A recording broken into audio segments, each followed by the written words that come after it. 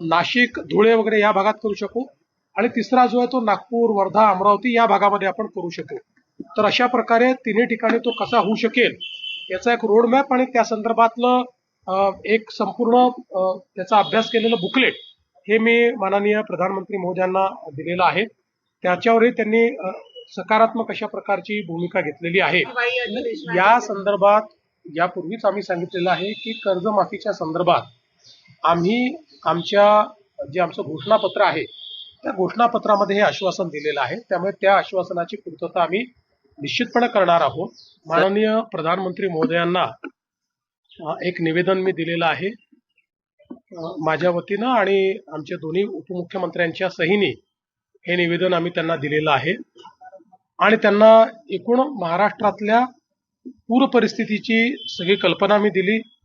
कशा पद्धतीचं नुकसान झालेलं आहे त्या संदर्भात सांगितलं आणि त्यांना विनंती केली की आम्हाला NDRFच्या माध्यमातून भरीव मदत करा आणि जेवढी जास्तीत जास्त मदत करता येईल तेवढी मदत आपण करावी.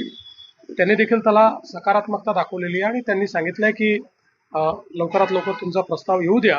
तो प्रस्ताव आला की आम्ही त्याच्यावर कारवाई करू आणि जेवढी जास्तीत जास्त मदत करता येईल ती मदत करण्याचं आश्वासन देखील माननीय प्रधानमंत्री महोदयांनी त्या ठिकाणी दिलेलं आहे.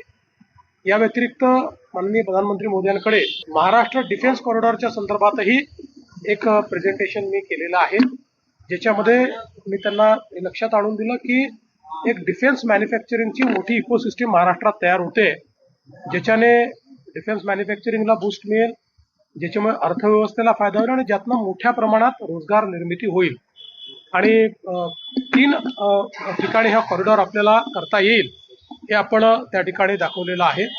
ज्यामध्ये पहिल्यांदा आपण हा जो कॉरिडॉर आहे त्यातला एक भाग पुणे, अहिल्यानगर आणि छत्रपती संभाजीनगर इथे आपण करू शकू.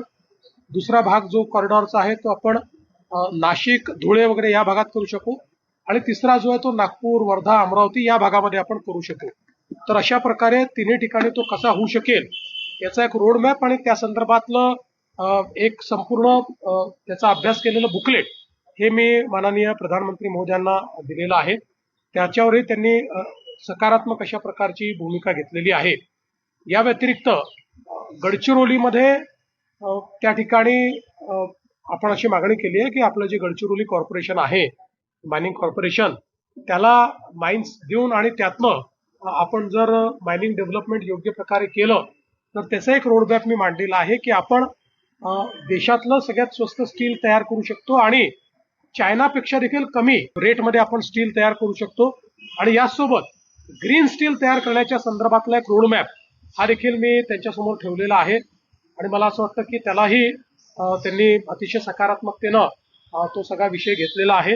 त्यातनं जे काही आपल्याला गडचिरोलीला एक प्रकारे स्टील हब तयार करायचा आहे आणि देशाची स्टीलची गरज ही गडचिरोली भागवू शकतं अशी जी एक व्यवस्था आपल्याला उभी करायची आहे त्याला याच्यामुळे एक मोठा बूस्ट मिळणार आहे.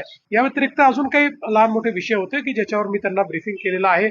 ईज ऑफ डुईंग बिझनेस मध्ये महाराष्ट्र काय करतो आहे याही संदर्भातली सगळी माहिती मी त्यांना त्या ठिकाणी दिली आहे आणि कशा प्रकारे आम्ही अधिक सुलभता आणण्याचा प्रयत्न करतो हे देखील मी त्यांच्यासमोर प्रेझेंट केलं. प्रधानमंत्री महोदय पुढच्या महिन्याच्या 8 आणि 9 तारखेला महाराष्ट्रामध्ये येणार आहेत.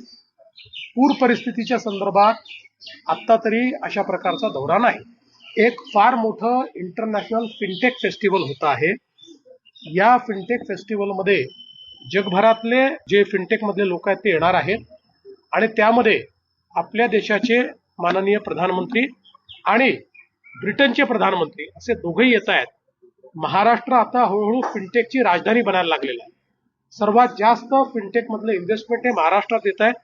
त्यामुळे महाराष्ट्राकरता हे जे फिनटेक फेस्टिवल आहे हे अत्यंत महत्वाचं अशा प्रकारचं फेस्टिवल आहे आणि त्यामध्ये ते येत आहेत.